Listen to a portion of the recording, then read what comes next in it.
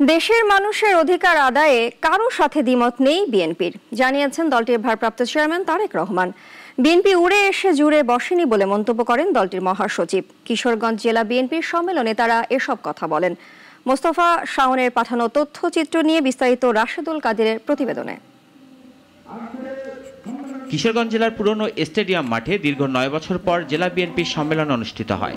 নানা উৎসাহ উদ্দীপনায় জেলার 13টি উপজেলা ও 8টি পৌর কমিটির 2090 জন কাউন্সিলর ভোট দিয়ে নেতা নির্বাচন করেন। সকালে সম্মেলনের উদ্বোধন করেন বিএনপি মহাসচিব মির্জা ফখরুল ইসলাম আলমগীর। উদ্বোধনী বক্তব্যে বলেন, বিএনপিকে নিয়ে অনেক ষড়যন্ত্র শুরু হয়েছে, দেশে যা কিছু সব বিএনপির করা। অনেক ষড়যন্ত্র চলছে, মিথ্যা অপবাদ দেওয়া হচ্ছে, অপপ্রচার করা হচ্ছে বিএনপির বিরুদ্ধে। বিএনপি 47 বছর যা কিছু ভালো তা সবকিছু দিয়েছে এই বিএনপি বাংলাদেশ। দলের ভারপ্রাপ্ত চেয়ারম্যান লন্ডন থেকে ভার্চুয়ালি সম্মেলনে যুক্ত হন। তার বক্তব্যে বলেন, যে সংস্কারের কথা বলা হচ্ছে তা বিএনপি অনেক আগেই দিয়েছে।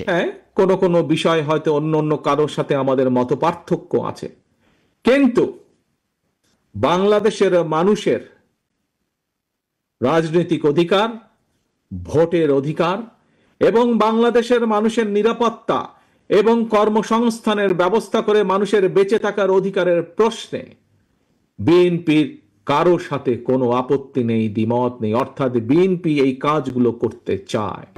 দলীয় নেতাকর্মীদের সচেতন থাকার আহ্বান জানিয়ে বিএনপির এই শীর্ষ নেতা বলেন, সবাইকে ঐক্যবদ্ধ থাকতে হবে। আমাদের সকলকে সচেতন থাকতে হবে।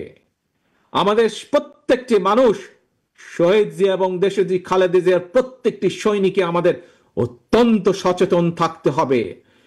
কেউ যেন আমাদের নাম ব্যবহার করে, এই দলের নাম ব্যবহার করে, বিএনপির নাম ব্যবহার করে তাদের ব্যক্তি স্বার্থ হাসিল করতে না পারে। ছাত্র জনতার আন্দোলনের মাধ্যমে যে সুযোগ এসেছে এবং নির্বাচনের মধ্য দিয়ে রাষ্ট্র পরিচালনার যে সুযোগ তৈরি হয়েছে তা কাজে লাগাতে হবে বলেও জানান বিএনপি নেতারা। রাশেদুল কাদির, নাগরিক, ঢাকা।